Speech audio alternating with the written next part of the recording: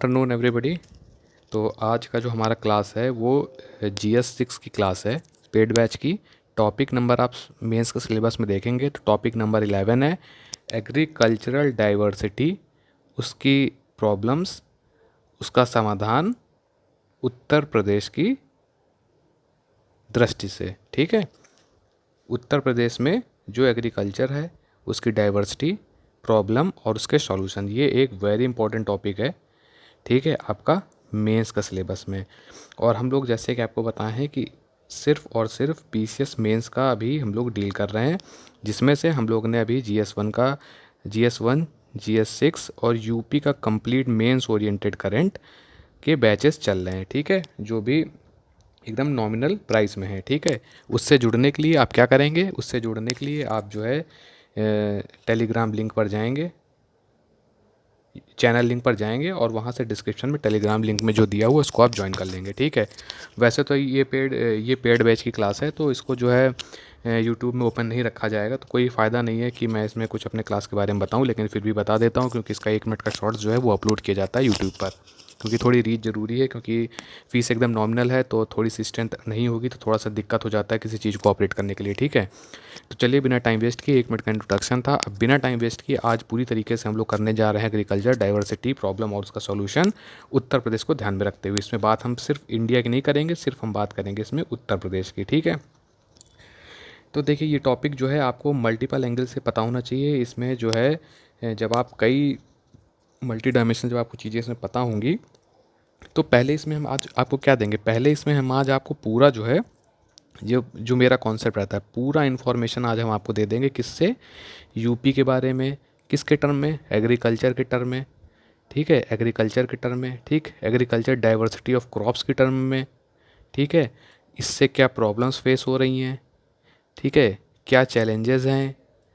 ठीक, क्या बेनिफिट्स होंगे, क्या इकोनॉमी में फ़र्क होगा, तो इसके मल्टी डायमेंशन जितने होंगे। ठीक है, यूपी के एफर्ट्स क्या हैं इसमें गवर्नमेंट के, इसको एनरिच करने में, बढ़ाने में। ठीक है, क्लाइमेट चेंज से ये कैसे कोप अप कर रहेगा, क्लाइमेट चेंज एक समस्या बन के आ चुकी है, सब चीज़ में क्लाइमेट चेंज एक समस्या बन के खड़ी है।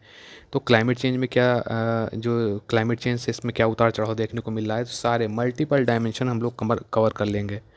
इसका फ़ायदा क्या होता है, जैसे मैंने पहले आपको बताया है, इसका फ़ायदा सिर्फ और सिर्फ ये है कि जब हम मल्टीपल डायमेंशंस कवर कर लेंगे तो एग्ज़ाम में कोई भी क्वेश्चन पूछ ले।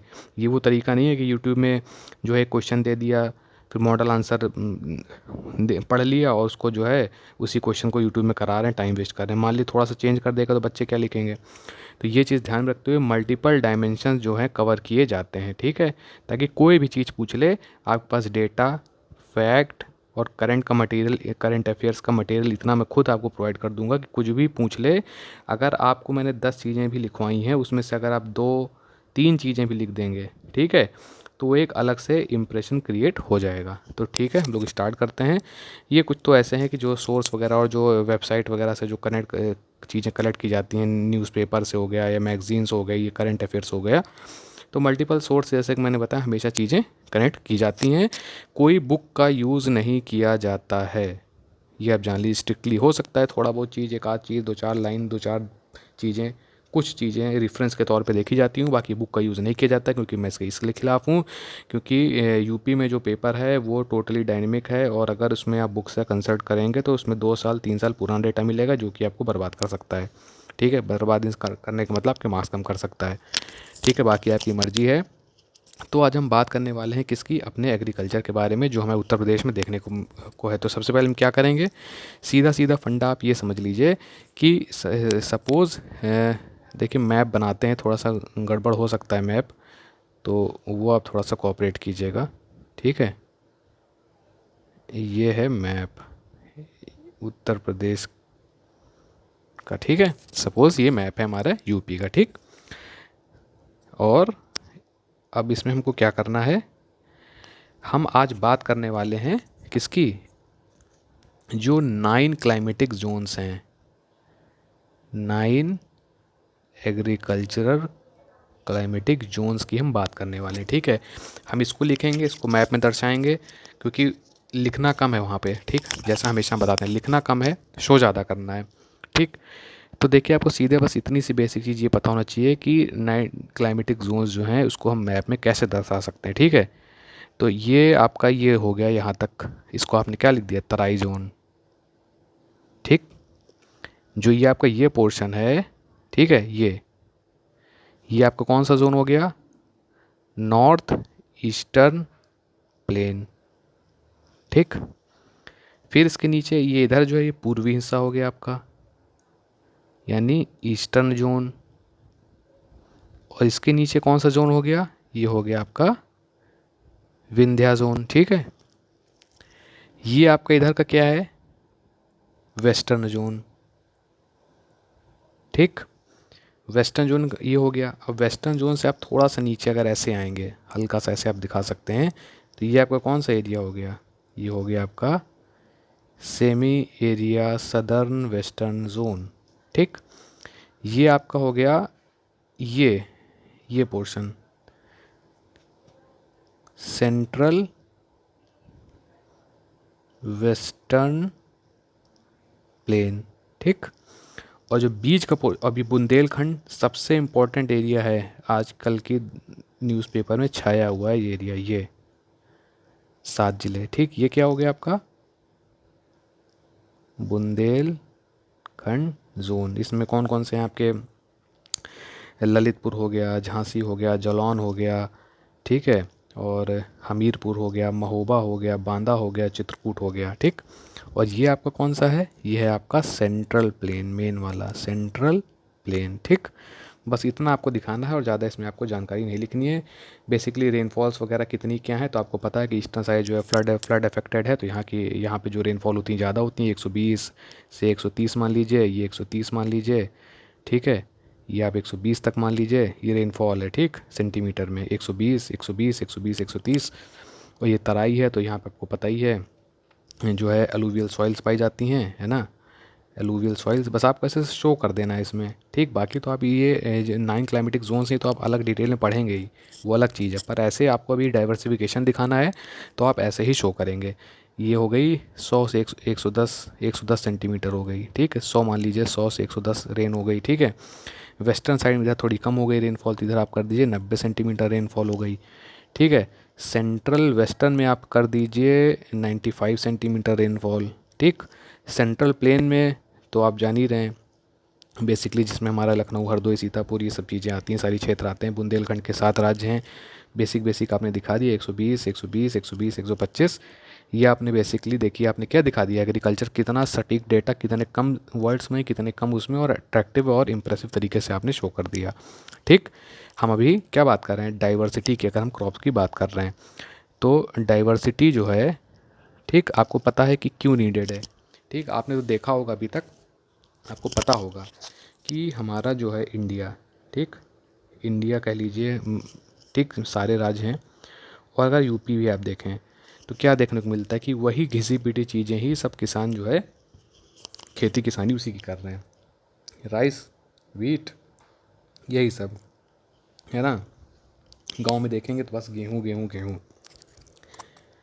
डाइवर्सिफिकेशन की नीड यहीं पर आ जाती है कि अगर इससे हट करके आप ग्रो करेंगे तो उसमें आपको क्या है, उसमें आपको कॉस्टिंग भी कम लग सकती है और बेनिफिट भी आपको ज़्यादा मिल सकता है, ठीक। कॉस्ट कम लग सकती है फार्मर की, बेनिफिट ज़्यादा मिल सकता है, ठीक है।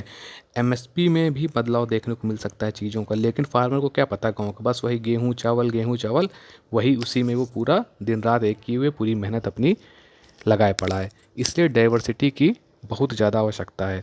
इंडिया देखिए, आपको पता ही है कि जैसे मैंने आपको ऑलरेडी डेटा भी दिया था कि राइस है जैसे, तो अगर प्रोडक्शन की बात करते हैं राइस में तो रैंक 1 चाइना है और रैंक 2 अपना इंडिया है।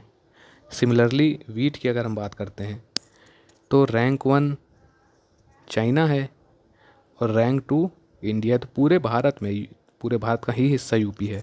पूरे भारत में, अपने उत्तर प्रदेश में आप लिख सकते हैं इसको कि डाइवर्सिटी की बहुत ज़्यादा नीड आज की डेट में आ चुकी है सामने, क्योंकि वही ट्रेडिशनल मेथड, वही सारी चीज़ें जो हैं, लोग जो हैं क्या कर रहे हैं, कल्टीवेशन कर रहे हैं, ठीक। नई डाइवर्सिटी में नई उम्मीदों के साथ उत्तर प्रदेश देश की और स्टेट जीडीपी और देश की जीडीपी में बढ़ाने का एक अहम भागीदारी और एक अहम रोल निभा सकता है। तो अब आखिर आपसे ये पूछ ली जाए कि क्यों क्यों ज़रूरी है? वाई डाइवर्सिटी ऑफ क्रॉप्स या agriculture diversity is necessary, why question mark. तो आप क्या बताएंगे? पहला चीज़ तो फार्मर की इनकम, क्या इनकम डबल करने का कार्य कर सकता है ये, ठीक है। दूसरा, क्लाइमेट चेंज, क्लाइमेट चेंज से रेजिस्टेंस इसको मिल सकती है, ठीक है, और सिक्योरिटी मिल सकती है, ठीक।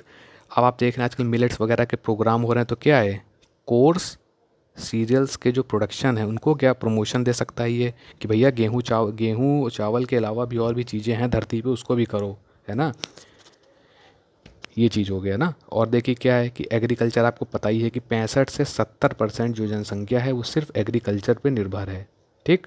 तो अगर ये जो ट्रेडिशनल मेथड है अगर वो फेल होता है तो ये आखिर कहाँ जाएंगे? अगर डाइवर्सिटी होगी, मान लिया आपके पास अभी सिर्फ यूपीएससी का ऑप्शन है, तो आप इसमें फेल हो जाएंगे तो क्या करेंगे? लेकिन अगर आपके पास यूपी से पीएससी का ऑप्शन है, पीसीएस का ऑप्शन है, ठीक है, एसएससी का ऑप्शन है, तो आप क्या करेंगे? अगर इसमें फेल होते हैं तो आप इन दो पे ट्राई करेंगे। तो इसी तरीके डाइवर्सिफिकेशन जो है क्रॉप की, एग्रीकल्चर की, फार्मर की इनकम के लिए और उनकी लाइवलीहुड के लिए भी इंपॉर्टेंस रखता है, ठीक है। क्लाइमेट चेंज से मदद करता है। जाहिर सी बात है, ये आपको कल भी बताया था कि सॉइल कंजर्वेशन जैसी चीज़ें आप हर जगह घुसा सकते हैं, ठीक है। बायोडाइवर्सिटी को प्रमोट करेगा, प्रमोशन ऑफ बायोडाइवर्सिटी, बायोडाइवर्सिटी का प्रमोशन में भी वो क्या कर सकता है। और आपको क्या बताए थे कि सबसिस्टेंस फार्मिंग है भारत में, ठीक है, मतलब कि जो स्मॉल और मार्जिनल लैंड होल्डिंग्स हैं, ठीक, ये 85 से 90 92% तक देखने को मिलती हैं, ठीक। तो इसकी वजह से क्या है, इनके पास इनको अगर जो है इनके पास लैंड कम है, लैंड होल्डिंग कम है, इनको अगर बताया जाए, इनको अगर अवेयरनेस क्रिएट किया जाए डाइवर्सिटी ऑफ क्रॉप्स की, कि इसमें इनके पास कम लागत में कम जगह में ज़्यादा फ़ायदा आ सकता है, तो ये इनके लिए एक हितकारी साबित होता हुआ दिखता है, ठीक। तो ये हो गए आपके बेनिफिट्स के लिए। आपने 1 2 3 4 5 6 7 7 8 पॉइंट्स आपने लिख दिए, बस आपका बहुत है ये, ठीक। डाइवर्सिटी इसलिए आपकी नीडेड है, ठीक है।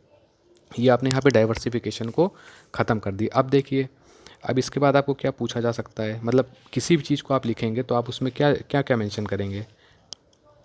आप उसमें हमेशा उसके मल्टीपल एस्पेक्ट्स को कवर करेंगे, और मल्टीपल एस्पेक्ट्स में क्या फ़ायदा है क्या नुकसान है आप इसको भी उसमें दर्शाएंगे। तो चैलेंजेस की अगर हम बात करते हैं, अब ये चैलेंजेस चाहे एग्रीकल्चर के हों, ठीक, या प्रॉब्लम कह लीजिए, ठीक, ये हमारा टॉपिक है ना। अभी चाहे एग्रीकल्चर के हों या एग्रीकल्चर से रिलेटेड किसी भी चीज़ का कोई भी क्वेश्चन आ जाए, ऐसा आपको ये बताया जा रहा है, आप हर जगह लिख सकते हैं, ठीक। पहला क्या आपको बता दिया, स्मॉल प्लस मार्जिनल क्या चीज़, लैंड होल्डिंग 85% 90% तक जो है ये है, ठीक। तो जब इनके पास जगह ही नहीं है तो ये जो भी करते हैं ये सिर्फ अपने लिए कर पा रहे हैं, है ना, ये अपने जीवन यापन बिता पा रहे हैं जैसे तैसे, तो ये प्रॉफिट अर्न क्या कर पाएंगे? बस इनका हैंड टू माउथ सिस्टम चल रहा है, ठीक, जिसको हम लोग कहते हैं सबसिस्टेंस फार्मिंग, ठीक। दूसरा आप देखिए कि आप जो आपका ईस्टर्न साइड है जो आपको हमने बताया, ठीक, यूपी का ये जो हमारा ईस्टर्न साइड है, ये क्या है, फ्लड की समस्याएं यहाँ पर हैं, तो आप ऐसे भी दिखा सकते हैं, ठीक। इसको आप एक लाइन में 2 वर्ड मैरो बना के लिख दीजिएगा, ऐसे ड्रॉ करके आप आगे बढ़ जाइएगा, ठीक है। दूसरा क्या है, देखिए अवेयरनेस की कमी, अवेयरनेस की क्या है, कमी है। साइंटिफिक मेथड की क्या है, कमी है, क्योंकि किसानों को ज़्यादा पता ही नहीं है, ठीक। और अनईक्वल डिस्ट्रीब्यूशन ऑफ लैंड है, किसी की ज़मीन इधर है किसी की ज़मीन उधर है, ठीक है, कोई मतलब प्रॉपर डिस्ट्रीब्यूशन ऑफ लैंड नहीं है, ठीक है, कोई प्रॉपर उसमें ये नहीं है कि कैसे क्या डिस्ट्रीब्यूशन, कोई प्रणाली नहीं है, अनईक्वल डिस्ट्रीब्यूशन ऑफ लैंड। बस ऐसे ऐसे पॉइंट्स आपको पता होने चाहिए, आपको माइंड मिस्टेक होनी चाहिए, ताकि आप वहाँ लिख पाओ। अगर आप पैरा याद कर लोगे तो वहाँ कुछ नहीं लिख पाओगे, ये आप चीज़ अपने दिमाग में बैठा लीजिए। लेबर की समस्या आपको सब पता है, आप घर में भी कोई काम कराते होंगे, लेबर लेने जाते होंगे तो नाटक बताते हैं आज की डेट में, वो इतना नहीं इतना गर्ज अपनी शो करते हैं, ठीक है। तो लेबर की कमी, लेबर का क्या इंक्रोचमेंट, इनका क्या मूवमेंट सब सिटी की तरफ हो रहा है, ठीक है, अर्बनाइजेशन के सब शिकार हो रहे हैं, बाहर जा रहे हैं, किसी फैक्ट्री में काम कर रहे हैं तो उसमें इनको इनकम ज़्यादा लगती है, तो लेबर की इनकी कमी दिखती घटती जा रही है, ठीक है। वाटर आपको पता ही है, एक सबसे बड़ी समस्या बन के खड़ा है सामने, ठीक है। क्लाइमेट चेंज हमेशा आपको उठा के लिख देना है। हमने हमेशा बताया कि क्लाइमेट चेंज आप चिपकाते चलिए जहाँ मौका मिले। क्लाइमेट चेंज लिख दिया, climate change is creating lots of challenges in agriculture pattern of the whole country as well as Uttar Pradesh. ठीक है, ऐसे करके आपने क्लाइमेट चेंज की समस्या दिखा दिया। ठीक है, इकोनॉमिक कंडीशन फार्मर की वीक है, इकोनॉमिक कंडीशन ऑफ फार्मर। ठीक है, ये आपने लिख दिया। और इसमें आप क्या लिख सकते हैं, और आप लिख सकते हैं ट्रांसपोर्ट की समस्याएं, ट्रांसपोर्ट, ठीक, इंफ्रा, ठीक, और फूड सिक्योरिटी। देखिए एग्रो फॉरेस्ट्री आपको पढ़ाने का मतलब यही था इसके पहले, नहीं तो बाद में पढ़ा सकते थे एग्रो फॉरेस्ट्री। एग्रो फॉरेस्ट्री में आपने इसके पहले टॉपिक में क्या देखा कि जब एग्रो फॉरेस्ट्री के लिए जब उनको बढ़ावा दिया जाता है, करता है, जब उनको एग्रो फॉरेस्ट्री के लिए लचीलापन मिलता है तो क्या करते हैं वो अपने उसके इंसेंटिव के चक्कर में जो है अपनी फूड सिक्योरिटी के साथ खेल जाते हैं। वो सोचते हैं चलो ठीक है ऐसा करके देखते हैं। तो इसमें क्या होता है, सबसिस्टेंस फार्मिंग है, स्मॉल और मार्जिनल लोग हैं, तो वो जो जिससे जीवन यापन कर पाते थे उसी के साथ उनके जो है हाथ टाइट हो जाते हैं, उतना ही उनको करने में दिक्कत आ जाती है। इसमें हम लोग कई न्यूज़ देखते हैं कि फार्मर सुसाइड कर रहे हैं, ये सब चीज़ें कर रहे हैं, तो वो सब प्रेशर उनके ऊपर यही सब चीज़ें हैं। ठीक है, और फूड सिक्योरिटी, फूड स्टोरेज की समस्या, फूड स्टोरेज की, गोडाउंस वगैरह जो स्टोरेज सेंटर होते हैं, तो फूड स्टोरेज की इंफ्रा में समस्या आप दिखा सकते हैं। ठीक है, और जो फूड प्रोसेसिंग इंडस्ट्री है, फूड प्रोसेसिंग इंडस्ट्री जो है इसमें क्या है, अंडर डेवलप्ड है, अंडर डेवलप्ड, ठीक, अंडर डेवलप्ड है। ठीक है, तो ये हमने आपको क्या हम लोग ने बता दिया। देखिए कितने मल्टीपल डायमेंशंस हैं, कुछ भी नहीं बचे, कुछ भी पूछ ले, ठीक, आप सारा बता देंगे। ठीक, ये पूरा लिखा हुआ है आपका कि क्या इसमें आपको चैलेंजेस देखने को मिल सकते हैं। ठीक है, और रही बात नॉर्मल, अब आप क्या दिखा सकते हैं, अब आप उसमें जो यूपी के, अब प्रॉब्लम तो बता दिया गया, क्यों रिक्वायरमेंट है ये भी बता दिया गया। ठीक है, अब इसमें आप ये चीज़ जोड़ सकते हैं कि जो हमेशा आपको बताते हैं कि यूपी के एफर्ट्स क्या हैं, यूपी गवर्नमेंट के। ठीक, कम से कम 5-6 पॉइंट तो आपको ये लिखने ही लिखने हैं, वे फॉर्म में चला जाएगा ये। कंक्लूज़न में आप इसी का हमने क्या बताया था कि आप एग्जाम्पल दे सकते हैं कि जैसे ये स्कीम थी, इसी तरीके की कुछ स्कीम को और बढ़ावा देना चाहिए, ये पॉलिसी थी, इस तरीके की पॉलिसी में ये चीज़ और इम्प्लीमेंट करनी चाहिए। ऐसे करके 2-3 लाइन में आप कंक्लूज़न दे सकते हैं। ठीक, सीधे हम बता रहे हैं आपको कीवर्ड्स, तो आप उसको अपना फ्रेम कर लीजिएगा। ठीक है, नॉर्मल से बेसिक चीज़ कि देखिए आपको इतना पता होना चाहिए कि कुछ टर्म्स जो हम लिख रहे हैं वो क्या हैं, आपके लेटेस्ट बजट से रिलेटेड हैं, जो इस बार का बजट था। ठीक, तो इनके एफर्ट्स क्या हैं, इनके एफर्ट्स यही सब हैं जो हम लिख रहे हैं, आपको बता रहे हैं। ठीक है, मुख्यमंत्री लघु सिंचाई योजना। ठीक, बस आप चार्ट बना के लिखेंगे। ठीक, इसके बाद और आप क्या लिखेंगे, मुख्यमंत्री खेत सुरक्षा योजना। इंग्लिश में भी लिख देंगे, गलत नहीं है, हिंदी में भी लिख देंगे, गलत नहीं है। मतलब इंग्लिश में आप ऐसे लिख देंगे ना, ये मुख्यमंत्री लघु सिंचाई योजना, या फिर आप माइनर एग्रीकल्चर स्कीम लिख दीजिए। इसको लिख लीजिए सीएम फार्म सिक्योरिटी स्कीम। ठीक है, और आपका क्या है, स्टेट एग्रीकल्चरल डेवलपमेंट स्कीम। ठीक, राज्य कृषि विकास योजना। ये सब लेटेस्ट आपको जो है बजट का मैं बता रहा हूँ। ठीक है, राम कहानी मतलब दुनिया भर की उसमें कहानी नहीं लिखनी है, गाथा रामायण नहीं लिखनी, इसको टू द पॉइंट एकदम लिखना है, क्रिस्प और एकदम क्लियर सटीक, जो पूछ रहा है बस उतना लिखना है, उससे ज़्यादा नहीं लिखना है। आपके एक्स्ट्रा लिखने से कुछ मार्क्स आपको नहीं मिलने वाला है। 5 पॉइंट 6 पॉइंट लिख लिए, जोरदार लिखिए, इसके आगे आप मूव ऑन कर सकते हैं। ठीक है, और ये देखिए एग्रीकल्चरल पार्क्स बन रहे हैं, एग्रीकल्चरल पार्क्स वगैरह का देखिए बने, जैसे वाराणसी में देखने को मिल रहा है, लखनऊ में देखने को मिल रहा है ना। और इसके साथ आप लिख सकते हैं कि एग्रीकल्चरल टूरिज़्म, एग्रीकल्चरल, ठीक है, एग्रीकल्चरल टूरिज़्म सेंटर। ठीक, agricultural tourism centre, state agricultural development scheme, मुख्यमंत्री खेत सुरक्षा योजना, मुख्यमंत्री लघु सिंचाई योजना। ठीक है, एग्रीकल्चरल पार्क्स हो गया, ठीक है। और आप क्या लिख सकते हैं, और जो इंसेंटिव्स चल रहे हैं पेस्टिसाइड्स वगैरह के, क्या इंटीग्रेटेड पेस्ट मैनेजमेंट सिस्टम, ठीक है। और इसमें आप लिख सकते हैं पेस्ट सर्विलांस, ठीक, ये सब आप लिख सकते हैं, ठीक। देखिए ये सारे पॉइंट्स जो हैं आपके किस में हैं, और आपकी क्या, और आप लिख सकते हैं इसमें किसान क्रेडिट कार्ड के बारे में, ठीक है। जो भी एफर्ट्स यूपी सरकार कर रही है, कम से कम आपको 6-7 पॉइंट, 5-6 पॉइंट्स तो मतलब आपको लिख ही देने वहाँ पर, ठीक है। ये सब बेसिकली आप चीज़ें उसमें आप मेंशन कर सकते हैं, ठीक है। और जैसे आप लिख सकते हैं कि क्या कर रहे हैं, एग्रीकल्चर यूनिवर्सिटीज़ बन रही हैं, क्वेश्चन भी आया था, एग्रीकल्चरल यूनिवर्सिटीज़ देखने को मिल रही हैं, जिसमें से एक एग्रीकल्चर कॉलेज तो अभी गोंडा का है जो मेंशन है आपके बजट में, और दूसरा है महात्मा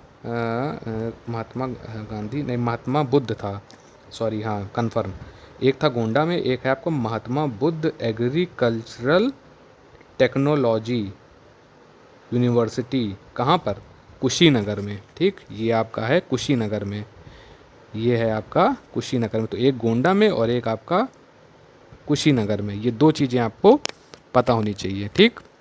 कि एग्री भाई इन सब में ये सब भी चीज़ें यहाँ पे जब इसका पाठ्यक्रम मिलेगा, इसमें ज्ञान मिलेगा बच्चों को, तो बाहर निकलेंगे तो उनको अवेयरनेस क्रिएट होगी, वरना अभी तक तो बीटेक एमबीए, ये एमबीए, बीएससी, एमएससी, ठीक है, बी फार्मा, एमबीबीएस, बस यही सब चीज़ें पता है। एग्रीकल्चर में देखिए कितने कम लोग करते थे, ठीक। जब ये सब यूनिवर्सिटी होंगी, खुलेंगी, तो लोगों को क्या होगा, पता चलेगा इसके बारे में, अवेयरनेस बढ़ेगी, इनरोलमेंट बढ़ेगा, लोग बाहर निकलेंगे, नए नए इनोवेशन करेंगे, साइंटिफिक मेथड यूज़ करेंगे। आप जितना चाहें उतना बढ़ा सकते हैं, जितना चाहें लिख सकते हैं। मैंने आपको सारे पॉइंट्स बता दिए हैं कि मेन आपको पॉइंट्स क्या क्या हैं, ठीक है। और खेत सुरक्षा वाला आपको पता ही है, ये सब इंपॉर्टेंट लेटेस्ट है, ये बता ही दिया आपको, मुख्यमंत्री खेत सुरक्षा योजना, केसीसी के बारे में बता दिया है, ठीक है। और हाँ, ये सब सारी चीज़ हो गया। और देखिए नेचुरल फार्मिंग पर भी जोर दिया जा रहा है, नेचुरल फार्मिंग पर क्या क्या कर रहे हैं, नेचुरल फार्मिंग पर जोर दे रहे हैं, है ना। ये आपको बेसिक चीज़ आपको पता होनी चाहिए कि नेचुरल फार्मिंग पर जो है जोर दिया जा रहा है, ठीक। आपने ऐसे लिख दिया, ऐसे मैप बना दिया आपने,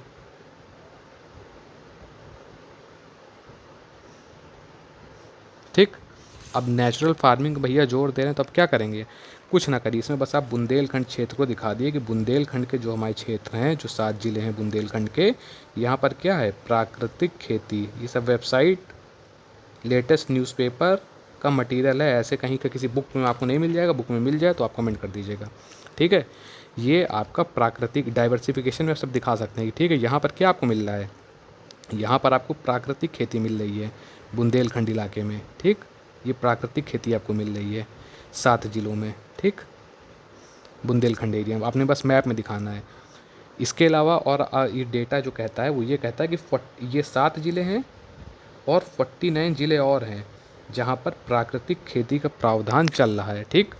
जैसे कि इसमें आपको बता दें कि आपके जैसे ये सहारनपुर है, इधर का शामली है, सहारनपुर शामली, ये आप ऐसे से थोड़ा सा कर दीजिएगा और लिखा दिएगा, सो इसको अलग कलर से कर लेते हैं ना। ये आपके यहाँ पे ऑर्गेनिक, सॉरी, प्राकृतिक खेती आपकी यहाँ पर चल रही है, ठीक। ये शामली, सहारनपुर शामली हो गया, इधर मथुरा आगरा, आगरा के पास इधर आपकी ये वाली थोड़ी सी बेल्ट हो गई, आपने ऐसे करके बस थोड़ा सा दिखा दिया। ये सब जो है प्राकृतिक खेती यहाँ पर चल रही है, ठीक। ये सोनभद्र, ये आप दिखा दीजिए, ठीक है।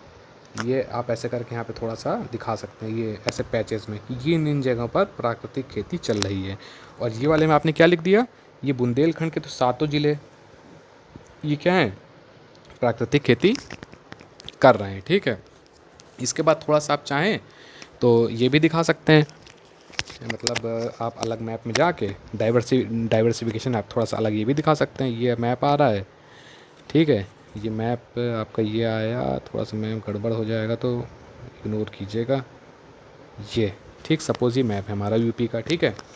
अब इसमें आप क्या दिखा सकते हैं, आप इसमें क्रॉप रोटेशन के बारे में बता सकते हैं कि आप ऐसे मैप से, ये सब बजट से सारा रिलेटेड है कि क्रॉप रोटेशन के बारे में आप बता सकते हैं कि क्रॉप रोटेशन कहाँ कहाँ देखने को मिल रहा है। तो क्रॉप रोटेशन में आप दिखा दीजिए, इसको दिखा देते हैं हम ब्राउन कलर से, क्रॉप रोटेशन में आप सीधे दिखा दीजिए। एक तो हमारा इधर वेस्टर्न का जो क्षेत्र है, ठीक, ये सहारनपुर से नीचे इधर का पूरा शामली वगैरह, ये वाला पूरा एरिया जो हमारा इधर आप दिखा सकते हैं। बुंदेलखंड के पूरा ये आप पूरे दिखा सकते हैं, ये 7 चित्रकूट, ठीक। फिर इसके बगल बांदा, ये ललितपुर, फिर झांसी, फिर जौलौन, फिर महोबा, ये फिर महोबा हो गया, और ये ऊपर क्या हो गया, हमीरपुर, ठीक। कहीं अगर ऊपर नीचे हुआ तो आप करेक्ट करिएगा हमें, ठीक है। ये ललितपुर, ठीक, ललितपुर के ऊपर क्या है, झांसी, फिर उसके ऊपर जौलौन, फिर बगल में क्या है आपके महोबा, फिर ऊपर हमीरपुर, फिर उसके बगल में बांदा, फिर चित्रकूट, ठीक। ये हो गया आपके बुंदेलखंड के 7 ज़िले। और इसके बाद जो आपके थोड़ा उत्तर पूर्वी जो ज़िले हैं, नॉर्थ ईस्टर्न जो प्लेन है, ठीक, ये वाला एरिया जो है आपका, ये तो यहाँ पर क्रॉप रोटेशन के पैटर्न्स चल रहे हैं। बस आप क्रॉप रोटेशन भी आप मैप में दिखा सकते हैं, ठीक है। और इसमें आप ये दिखा दीजिए कि वन ईयर तक के इसमें मैक्सिमम, यहाँ पे 1 ईयर की रोटेशन चल रही है मैक्सिमम, ठीक है। और यहाँ पर आपको 1 ईयर और 1 ईयर से प्लस भी आपको देखने को मिल रही है। और यहाँ पर बेसिकली 1 ईयर की अधिकांश देखने को क्रॉप रोटेशन मिल रही है। 1 ईयर और 1 ईयर प्लस यहाँ 2 साल तक भी देखने को मिल जा रहा है आपका। मतलब ये वाला आपका पूरा एरिया, ये, ठीक, ये देखिए कितना अच्छा। एक आपको बस समझाते समझाते मैं बना दे रहा हूँ। देखिए हेक्सागोन शेप में बना दिया। और ये 3 एरिया आपने दिखा दिए क्या, क्रॉप रोटेशन के, ठीक। अब देखिए कितना कम समय लगा और आपने कितनी डाइवर्सिफिकेशन आप देखिए कितना आपने सटीक कर दी। देखिए कितना प्रेजेंटेबल है, चीज़ कम लिख रहे हैं। आपने एरो बता दिए 1 ईयर 2 ईयर करके क्रॉप रोटेशन का पैटर्न अपने हिसाब से आपने एक्सप्लेन कर दिया, ठीक। आपने नेचुरल फार्मिंग की बात कर ली, ठीक है। आपने पूरे एफर्ट्स के बारे में बात कर ली, आपने पूरे चैलेंजेस की बात कर लिए, आपने बेनिफिट्स की पूरी बात कर ली, ठीक है। आपने पूरी डाइवर्सिटी को बता दिया, आपने मैप में पूरे 9 एग्रो क्लाइमेटिक जोन्स को भी दिखा दिया, आपने फैक्ट्स भी बता दिए, ठीक है। और एक फैक्ट आपको करंट का बस इतना आपको याद कर लेना है कि इस बार जो बजट में है, जो शुगर केन की बात हुई है, शुगर केन पिछले साल का क्या था कि जो प्रोडक्शन था वो 74 मेट्रिक टन्स पर हेक्टेयर था। इस बार क्या इजाफा देखने को मिला है, ये हो गया 84 मेट्रिक टन पर हेक्टेयर। कहीं बॉक्स बना के नोट कर दीजिएगा, काम हो जाएगा आपका, ठीक है। इस तरीके से ये आज हम लोग का चैप्टर कंप्लीट होता है। या जब लिखने बैठेंगे तो बहुत मटेरियल हो जाएगा, ठीक। ये हमें आपके दिमाग में कैसे चिपकाना है मैंने वो तरीका बताया। Challenges, multi dimensional efforts, UP के एफर्ट्स, डाइवर्सिफिकेशन रिक्वायरमेंट क्यों है, ये देखिए ये बना हुआ है क्वेश्चन मार्क के अंदर, क्यों ज़रूरी है डाइवर्सिफिकेशन ऑफ क्रॉप्स, प्रॉब्लम्स क्या हैं, प्रॉब्लम मतलब चैलेंजेस वगैरह आ गई। इसको कोप अप करने के लिए जो हमारी राज्य सरकार ने जो ये स्टेप्स चला रहे हैं, कौन से, ये देखिए सारे स्टेप्स लिखे हुए हैं आपको। इसको आप एक बढ़ा सकते हैं। डाइवर्सिटी दिखाने के लिए आप मैप में इन सब का फ़ायदा उठा सकते हैं, मैप से आप इन सबको दिखा सकते हैं, ठीक है। अगर आपको क्लास अच्छी लगती है तो आप बताइएगा। अब अगले नेक्स्ट मंथ से 1 अगस्त से ऐसे ही प्री की क्लासेस स्टार्ट होने वाली हैं, क्योंकि बहुत से मैसेज आ चुके हैं 100 प्लस। जैसा कि हम लोग को बताया जाता है कि जो स्टूडेंट्स हैं वो सब चाहते हैं, तो उसमें भी एकदम पिक फॉर्मेट के भेजने, मतलब पिक्स दी जाएंगी, मल्टीपल बुक्स से दी जाएंगी, जो पूरे मतलब समझिए कि 10 से 15 साल के प्रीवियस ईयर क्वेश्चन को पूरा एनालिसिस कर चुके हैं। उसके करने के बाद मेन टॉपिक्स जो छूट जाते हैं, जिससे आप एग्ज़ाम में परफॉर्म नहीं कर सकते हैं, आपको याद आता है यार ये तो पढ़ा हुआ था लेकिन ये अब याद नहीं आ रहा है, तो ये सारी दिक्कतें आप हम लोग को दे दीजिएगा, ठीक है। इससे आपको टेंशन नहीं लेनी है। सोते जगते 10-20 मिनट 15 मिनट आप बस मोबाइल जब भी यूज़ कीजिएगा, तो जो आपको ग्रुप में जुड़े रहेंगे, पेड बैच होगा प्रीलिम्स का, ठीक।